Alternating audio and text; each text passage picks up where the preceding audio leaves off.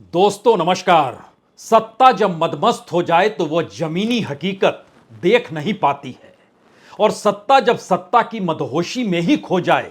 तो इसे इस बात का एहसास तक नहीं होता है कि इस देश की जमीन पर कौन कौन सी घास पनप रही है जो आने वाले वक्त में इस सत्ता को उखाड़ कर फेंक सकती है।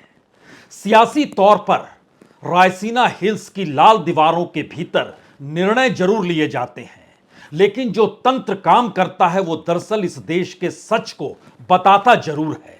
लेकिन मौजूदा वक्त में सत्ता की मदहोशी ने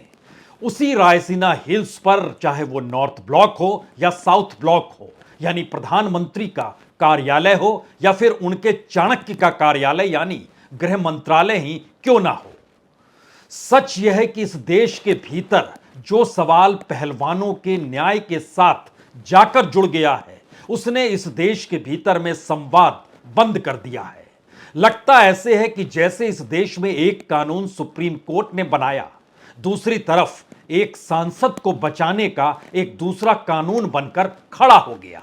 लगता ऐसे है कि एफआईआर दर्ज हो गई, लेकिन उस एफआईआर पर कार्रवाई किसे करनी है, गवर्नेंस इससे मुक्त हो चली है। लगता ऐसा है कि इस देश के भीतर में जो जांच एजेंसियां हैं वह भी सरकार और सत्ता की जी हुजूरी में जाकर खो चुकी है। और लगता ऐसा भी है कि किसी सांसद को कुछ ऐसा विशेषाधिकार मिल चुका है जो कानून से ऊपर है,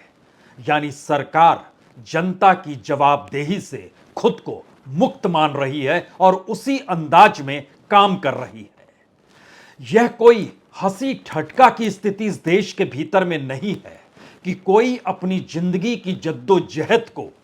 मेडलों की शक्ल में गंगा में बहाने निकल पड़े, और जब हरिद्वार में गंगा की चौखट पर बैठकर रोते हुए वह अपने हर मेडल को चूमे और अपने सीने से लगाए रहे, उसके बाद तमाम लोग उन्हें समझाएं कि देखो मेडल तुमने उस सांसद की वजह से या इस सरकार की वजह से नहीं जीता है, तुम्हारा अपना श्रम है, तुम्हारी अपनी जिंदगी है, और आने वाले वक्त में परिस्थितियां बदलेगी, इसका भी इंतजार तुम्हें करना होगा।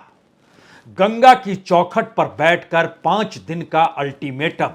जब रेसलर्स ये कहकर देते हैं और खाप पंचायत को संभालने वाले किसानों की तादाद भी वहां पर मौजूद होती है जो कहती है कि 5 दिनों का मौका हमें और दीजिए और अभी आप मेडल को विसर्जन की स्थिति में लाकर खड़ा मत कीजिए, इस सरकार की एक परीक्षा लेनी है, तो बहुत सारे पन्ने इस दौर में इसी सरकार के खुल जाते हैं। याद कीजिए प्रधानमंत्री नरेंद्र मोदी जब प्रधानमंत्री नहीं बने थे तब वो कहां पहुंचे थे, वो बनारस पहुंचे थे, और बनारस में जाकर उन्होंने यह नहीं कहा था कि बनारस एक शानदार शहर है, मैं इसलिए आया हूं। उन्होंने इस देश की भावनाओं की नब्ज को पकड़ा था, इसीलिए वहां पहुंचकर उन्होंने बहुत साफ तौर पे कहा कि दरअसल ना मुझे किसी ने भेजा है और ना मैं यहां आया हूं, मुझे तो मां गंगा ने बुलाया है। और उसी मां गंगा की पवित्रता का जिक्र आज पहलवानों ने किया, और हरिद्वार की हर की पौड़ी के किनारे बैठकर जब वह रो रही थी तो यकीनी तौर पर मां गंगा के भी आंसू निकल पड़े होंगे।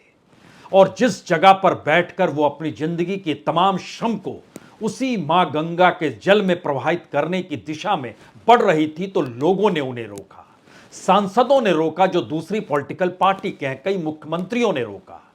कई विधायकों ने रोका, कई किसानों ने रोका, कई खाप पंचायत संभाले हुए लोगों ने रोका, अलग अलग समाज सेवियों ने भी कहा नहीं ऐसा नहीं कीजिए,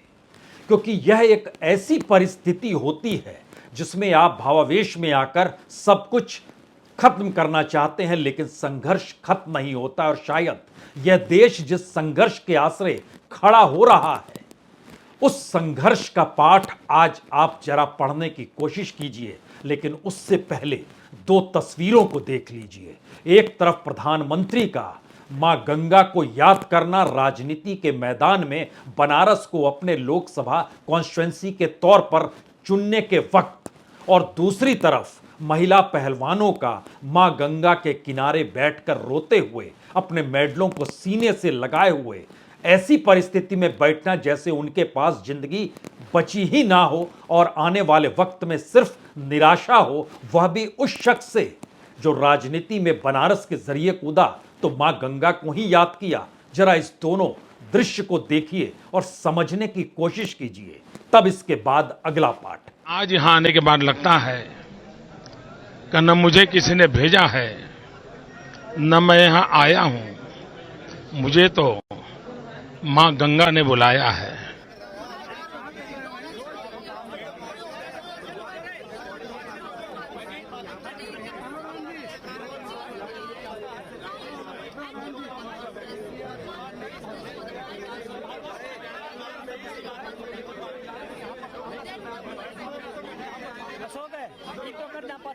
यह कल्पना के परे है।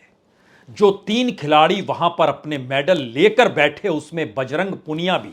और बजरंग पुनिया ने टोक्यो ओलंपिक में ब्रॉन्ज जीता। साक्षी मलिक, इन्होंने रियो ओलंपिक में ब्रॉन्ज जीता। और विनेश फोगाट, जिन्होंने एशियन गेम्स और कॉमनवेल्थ में गोल्ड जीता। और इसके अलावे तमाम मेडल्स और वो तमाम सम्मान जो शायद तस्वीरों में दर्ज है, अलग अलग मेडल में दर्ज है, सब कुछ एक पोटली में बांधकर गंगा में प्रवाहित करने निकले। लेकिन जब खाप पंचायतों की तरफ से यह कहा गया 5 दिन सरकार को और देने का वक्त निकालना होगा, उस दौर में हम देखेंगे तो एक सवाल हर जहन में जरूर उठा, क्या वाकई इस दौर में सरकार झुक जाएगी? वो सरकार जो बीते 3 महीनों से कमिटियों के भीतर चीजों को उलझाए हुए है, और वो सत्ता और वो सरकार जिसकी अपनी जिद है कि दरअसल उसने जो लिख दिया, जो सोच लिया, जो कर लिया वही सही है। तो क्या इस देश की जमीनी सच से सरकार रूबरू हो नहीं पा रही है? और यहीं से वह सियासत की लकीर सत्ता के मार्फत खड़ी होती है। उसे यह अंदाज क्यों हो चला है कि वह जो कहेगी सही कह रही है, और दूसरा शख्स जब सब कुछ दांव पर लगाने को तैयार है तो वह गलत है? इसके पीछे इस देश के उस माहौल को भी अब समझने की जरूरत है। एक एक करके तमाम राजनीतिक जमीन इस मौजूदा मोदी सत्ता के लिए पोपली हो रही है, और स्थिति ऐसी विकट आ चुकी है जहां पर उसे अब एक उलझन है कि वह अपनी जिद में अपनी ताकत के साथ खड़े होने का ढोंग करे, या फिर राजनीतिक तौर पर यही ढोंग वोट दिला देगा और वोट कम से कम खोने नहीं देगा जिन्होंने उनके पीछे खड़े होकर इस दौर में मोदी मोदी के नारे लगाए। दरअसल बहुत कुछ इस देश के लोगों ने सत्ता को लेकर भी इन्वेस्ट किया है और सत्ता का विरोध करते हुए भी इन्वेस्ट किया है। और दूसरा सच यह भी है कि राजनीति पहले ऐसी कभी नहीं थी जहां पर जो सत्ता के साथ है वो भक्त है, जो सत्ता का विरोधी है वह देशद्रोही है, या फिर वो सत्ता के साथ नहीं है तो फिर उसे बख्शा नहीं जाएगा। कुछ इस अंदाज में राजनीतिक सत्ता ने बीते 9 बरस में काम किया है, और अब पहली बार 2024 की दिशा में बढ़ते हुए कदम उस राजनीतिक जमीन पर उस छोटी छोटी घास को उभा रहे हैं जिसमें सत्ता की आंधी भी उन घास को जमीन से उखाड़ नहीं सकती है। वह उस हवा के साथ बहते हैं, उस हवा के साथ झुकते हैं, लेकिन अपनी जमीन पर मौजूद रहते हैं। वो चाहे बिहार की 40 सीट हो या महाराष्ट्र की 48 सीट हो। अलग अलग राज्यों में किसी भी राज्य को लेकर बीजेपी आज दावा नहीं कर सकती है कि इस राज्य में वह तमाम सीटें जीत जाएंगी जिस तरह 2019 में जीती थी। 2 ही राज्य उसकी प्रयोगशाला के तौर पर मौजूद हैं, एक उत्तर प्रदेश और दूसरा गुजरात। इससे हटकर कोई राज्य नहीं है, ना वो मध्य प्रदेश है, ना कर्नाटक है, ना ही राजस्थान है, जहां पर सारी सीटें 2019 में बीजेपी ने जीती थी, वह भी मोदी सत्ता की आंधी के तले। लेकिन क्या वाकई इस देश के भीतर में कोई ऐसा राज्य है गुजरात और उत्तर प्रदेश से हटकर जहां पर मोदी सत्ता का कोई प्रयोग चल पाए, आरएसएस का कोई प्रयोग चल पाए, मोदी सत्ता की जिद के तहत परिस्थिति ऐसी आ जाए कि जनता वोट दे दे? अलग अलग राजनीतिक प्रयोग गुजरात में हुए और उत्तर प्रदेश के भीतर भी हुए, लेकिन मौजूदा मोदी सत्ता ने उन तमाम बीते प्रधानमंत्रियों की उस कतार को छोटा कर दिया और अपनी जिद को बड़ा कर दिया। जहां अब यह सवाल है, ये जनता जब खड़ी होगी और सबको पता है कि आधी आबादी का मतलब होता क्या है। और आधी आबादी इस देश में अगर वोटर की शक्ल में खड़ी हो गई तो फिर चूल्हे नहीं हिलती हैं, बल्कि नामुमकिन हो जाता है इसके बाद बरसों बरस तक किसी राजनीतिक दल का खड़ा हो पाना। और मौजूदा वक्त उस दिशा में क्यों बढ़ रहा है, कैसे बढ़ रहा है, तमाम प्रोपेगेंडा अपनी जगह काम जरूर कर रहा है, लेकिन सत्ता की एक जिद है। और यह जिद आने वाले वक्त में सत्ता के लिए ही एक नामुमकिन सी परिस्थितियों को खड़ा कर रही है। और जिस जमीनी हकीकत का जिक्र हम कर रहे हैं उसमें कोई दो मत नहीं कि सरकार के इर्द गिर्द का वातावरण चापलूसों का है, जो बतलाता है, चाहे वो जांच एजेंसी हो, चाहे सरकार की अपनी खुफिया एजेंसी ही क्यों ना हो, उसे इस बात का अंदाज नहीं है कि 9 बरस बीतने के बाद जो आंकड़े सरकार ने परोसे हैं, चाहे वो उज्ज्वला योजना के तहत करोड़ों लोगों का जिक्र हो, चाहे जनधन योजना के तहत करोड़ों लोगों का जिक्र हो, चाहे प्रधानमंत्री आवास करोड़ों लोगों को मिल गया है इसका जिक्र हो रहा हो, चाहे इस देश के भीतर मुद्रा योजना के जरिए ना जाने कितने करोड़ बांट दिए, सबका जिक्र हो।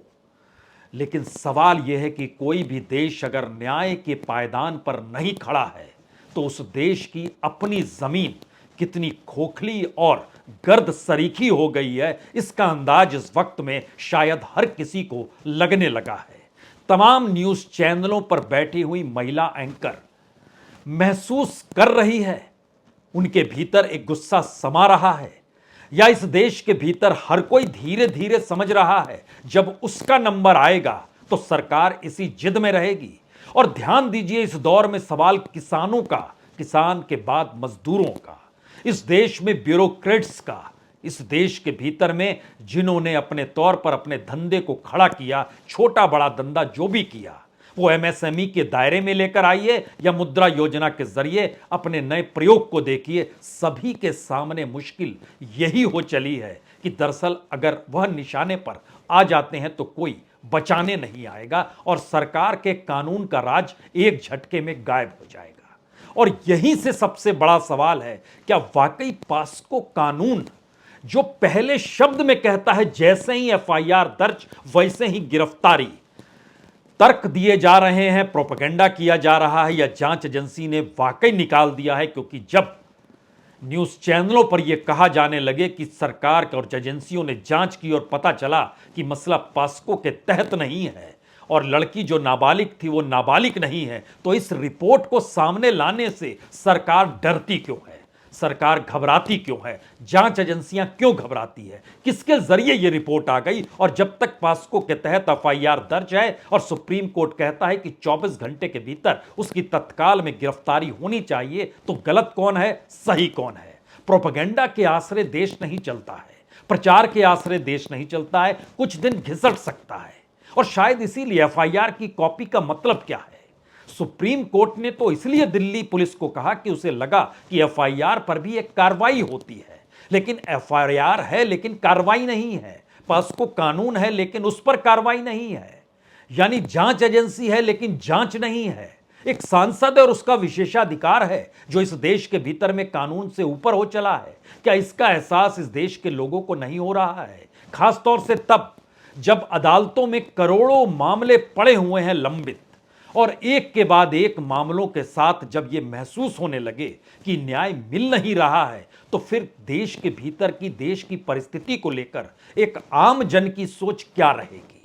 और जो सोच बन रही है वो नजर जंतर मंतर पर भी आया, वो हरियाणा के सोनीपत या फिर वहां पर अलग अलग जगहों पर जो खाप पंचायत बैठी वहां भी नजर आया, और आज भी हर की पौड़ी में भी नजर आया, जहां हरिद्वार में तमाम मेडल्स के साथ महिला पहलवान जब पहुंची तो वहां जो भीड़ जमा थी वह भीड़ सिर्फ तमाशबीन नहीं थी, वह उस भावनाओं को एहसास के साथ जी रही थी। और घंटों तक सुसकते रोते हुए अगर कोई महिला खिलाड़ी जिसकी पहचान अंतर्राष्ट्रीय तौर पर हो और खास तौर से ओलंपिक में जिसने ब्रॉन्ज जीता हो और भारत के भीतर इससे पहले कोई जीता ना हो, वो पहली शख्स के तौर पर हो, एक लड़की जीती, और उसके लिए भी न्याय की व्यवस्था इस देश में नहीं, एहसास छोटे नहीं होते हैं। भावनाओं से ओतप्रोत तो प्रधानमंत्री ने कई मौकों पर मां गंगा का नाम लेकर किया, राम मंदिर को लेकर किया, और मौजूदा वक्त में जिस सेंगुल को वो लगातार उसकी जिक्र हो रही है और उसके ऊपर नंदी बैठे हुए हैं। नंदी हमेशा भगवान के दिशा में उनका चेहरा होता है और नंदी जहां होते हैं तो सामने शिव जी की मूर्ति होती है। तो क्या संसद के भीतर सामने बैठकर खुद को शिव मानने की परिस्थिति में यह सत्ता खड़ा कर रही है? भावनाओं के साथ, आस्था के साथ, धर्म के आश्रय वोटों का ध्रुवीकरण करना और उसके बाद इस देश की व्यवस्था में उसे शामिल कर लेना और गवर्नेंस के तौर तरीकों को जीना और लाल दीवारों में कैद होकर बताना कि कितने आंकड़े उसके पास हैं, जहां करोड़ों लोगों को इससे पहले कुछ नहीं मिलता था, अब सब कुछ मिलने लगा है। जमीनी हकीकत यह बिल्कुल नहीं है। अगर प्रांत दर प्रांत परिस्थितियों को भी परखेंगे तो उसी उत्तर प्रदेश के भीतर महिलाओं के शोषण के किस्से एनसीआरबी के डाटा में आपको देश में अव्वल नंबर पर दिखाई देंगे। हालांकि राजस्थान भी पीछे नहीं है, मध्य प्रदेश भी पीछे नहीं है। ये तीन राज्य ऐसे हैं जहां पर सबसे ज्यादा महिलाओं का शोषण होता है और मामले एफआईआर की शक्ल में दर्ज होते हैं, लेकिन न्याय नहीं मिलता है। क्या उनके भीतर के घाव को कुरेदा नहीं जा रहा है जब न्याय इस रूप में सामान्य नहीं बल्कि प्रतिष्ठित महिला को नहीं मिल पा रहा है, जिसकी एक अपनी अलग पहचान है, जिसका एक अपना अलग संघर्ष है? तो क्या इस देश के भीतर में पहली बार सत्ता उस सच को देख नहीं पा रही है, या उसने जिद ठान ली है, या इस देश की राजनीतिक परिस्थितियों ने दरअसल ऐसी स्थिति सत्ता के सामने लाकर खड़ी कर दी है जहां पर उसका जिद छोड़ना और झुकना, जो वोट बैंक उसके पास है, वह भी गंवा देगा, क्योंकि बीते 9 बरस में एक लंबी कतार सरकार के पीछे भी खड़ी है, जो सरकार की हर हुंकार पर हुंकार बढ़ती है, जो जहां पर नारे लगते हैं वहां नारे लगाती है। और सरकार को यह लगने लगा यही नारे और यही हुंकार तो जीत में तब्दील करते हैं, तो क्यों नहीं इसे लगातार भरते रहा जाए। ऐसी स्थिति में यह सरकार आकर खड़ी हो गई है। सही बात है, ऐसी ही परिस्थितियों में सरकार उस जमीनी हकीकत से दूर हो चली है जिसमें अगर एक एक प्रांत को आप परखना शुरू करें, चाहे वो जम्मू कश्मीर से निकले, पंजाब आए, हिमाचल प्रदेश आए, उत्तराखंड आए, दिल्ली में कदम रखें, राजस्थान में कदम रखें, छत्तीसगढ़ दूसरी तरफ चले जाएं, मध्य प्रदेश चले जाएं, उड़ीसा चले जाएं, बंगाल चले जाएं, तेलंगाना चले जाएं, आंध्र प्रदेश चले जाएं, तमिलनाडु चले जाएं, कर्नाटक चले जाएं, केरल चले जाएं और फिर सोच कर देखिए, महाराष्ट्र भी घुमाइए, गोवा भी घुमाइए। हमने सिर्फ 2 ही राज्यों का नाम नहीं लिया है, वो है उत्तर प्रदेश और गुजरात। इससे हटकर भारत की राजनीतिक जमीन पर क्या मौजूदा वक्त में लोगों के सामने एक सवाल है। और इन 2 राज्यों में ऐसे राजनीतिक प्रयोग हुए हैं जिसमें लोग आज तो नहीं संभले हैं, कल हो सकता है संभल जाएं, क्योंकि जिस तरीके से वो लगातार ढोल पीटते चले गए, जहां कानून नहीं कुछ और काम कर रहा था, तो क्या आने वाले वक्त में वह सोचेंगे, या इस देश का राजनीतिक मिजाज पहली बार भावनाओं के आश्रय और अपनी संवेदनाओं के आश्रय इस बात को परख रहा है कि दरअसल सरकार ने जनता के साथ खड़ा होना छोड़ दिया है और वो एक लिहाज से जवाबदेही से मुक्त हो चली है। उसे इस बात का एहसास ही नहीं है कि जनता को क्या चाहिए, किस रूप में चाहिए, और शायद यह एक सियासी नहीं बल्कि भारत के देश की सामाजिक सांस्कृतिक हार है। यह पहला संदेश है।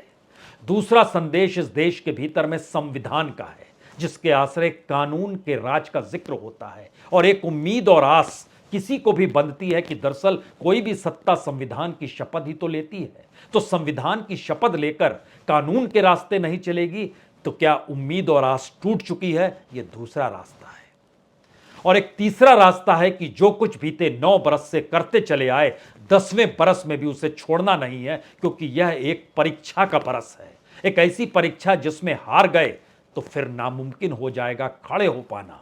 और अगर जीत गए तो फिर उसके बाद अगले 5 बरस तक कुछ भी करने की लाइसेंस के साथ परिस्थिति आकर खड़ी हो जाएगी। और शायद यही आकलन रायसीना हिल्स की लाल दीवारों के भीतर लगातार चर्चाओं के साथ और मंथन के आश्रय हो रहा है, लेकिन कोई भी सड़क पर निकलकर जनता के बीच संवाद बनाने को तैयार नहीं है। चाक चौबंद पहरे के बीच, बड़ी बड़ी गाड़ियों के बीच, रोशनदानों से झांकते हुए इस देश को समझने की ताकत राजनीतिक सत्ताओं के पास कितनी होती है, इससे हर कोई अछूता नहीं है, सब कोई जानते हैं। खिड़की से देखना और खिड़की के पार खड़े होकर दोबारा उस खिड़की को देखना सच समझ में आ जाता है। एक बार देश के प्रधानमंत्री और उनके चाणक्य हिम्मत तो दिखाएं, लाल दीवारों से बाहर निकलकर उसी लोगों के बीच जाकर खड़े तो हो जाएं। कल तक जो बेटी थी, कल तक जो देश के लिए मेडल जीतने वाले और माथे पर मुकुट पहनाने वाली लड़कियां हुआ करती थी, साथ खड़े होकर देखें तो। अन्यथा ये परीक्षा का बरस तो है ही। जमीनी हकीकत से दूर सत्ताएं ज्यादा देर तक चलती नहीं है। इस एहसास को जीने की काबिलियत रायसीना हिल्स पर रेंगनी चाहिए और रेंगने लगेगी। इंतजार कीजिए सिर्फ। बहुत बहुत शुक्रिया, बहुत बहुत शुक्रिया।